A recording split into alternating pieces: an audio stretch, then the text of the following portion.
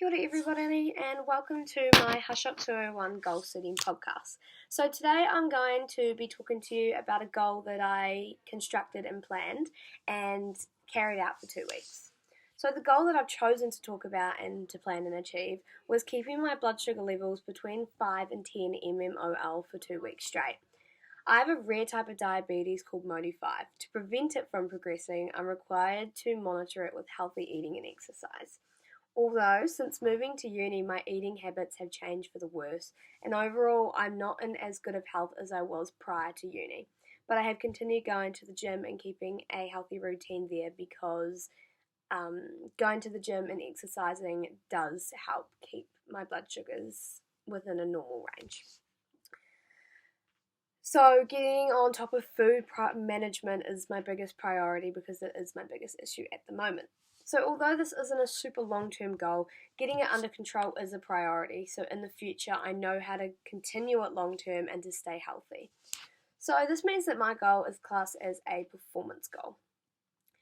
Using aspects of the SMART acronym, I was able to construct an efficient plan on how I was going to do this. So for the aspect specific, my goal was specific as I was able to create a plan and achieve the final goal.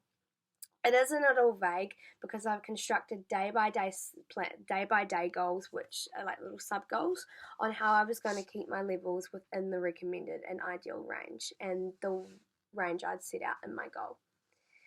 My goal was very measurable as I was able to effectively measure my progress throughout the 2 weeks. I'm able to check my blood sugar levels after eating. If certain foods negatively impact them, I'll be able to alter my strategies and my goal to better suit and create a more realistic expectation if my end goal isn't achievable. My goal was accepted as this is a plan I've constructed to both benefit my health while also challenging myself to do this. My health is a priority, so anything I can do to keep myself healthy is something that I'm more than willing to do. My goal is realistic as it's something that I've done before, but it's just in the last 5 months of being at uni where my food hasn't been as great and I haven't been in a healthy routine. So I feel that creating this goal will help me get into a more healthier routine to continue for the rest of the year in halls and also when I go flatting next year.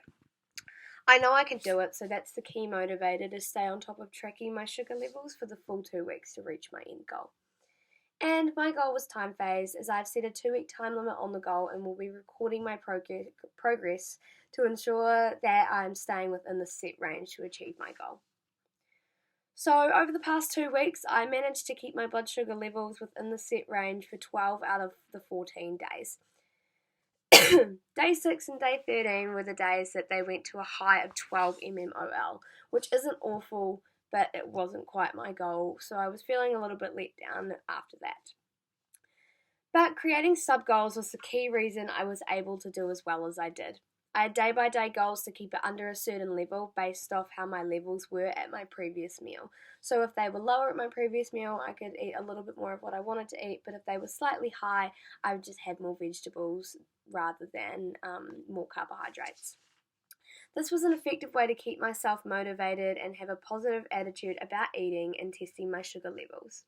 Being super cautious about what I was eating was the main reason I was able to do so well and keep them within the range for 12 out of the 14 days over the past 2 weeks. What didn't work was letting my guard down and not being as careful and not being sure on what certain foods were going to do to my levels. So, after 2 weeks of aiming to achieve this goal, the way I could adapt to it to stay away from foods that made them elevated. So on day 6 it was the wedges at hall lunch, and on day 13 it was a muffin with my apple at morning tea. So instead I could have less wedges and an extra vegetable, or having a muesli bar with my apple instead of a muffin. So this journey of me being a diabetic is a huge change and will be something I have to deal with forever. But creating goals and striving for them will be an effective way to manage my diabetes and to keep myself healthy. Thank you for listening.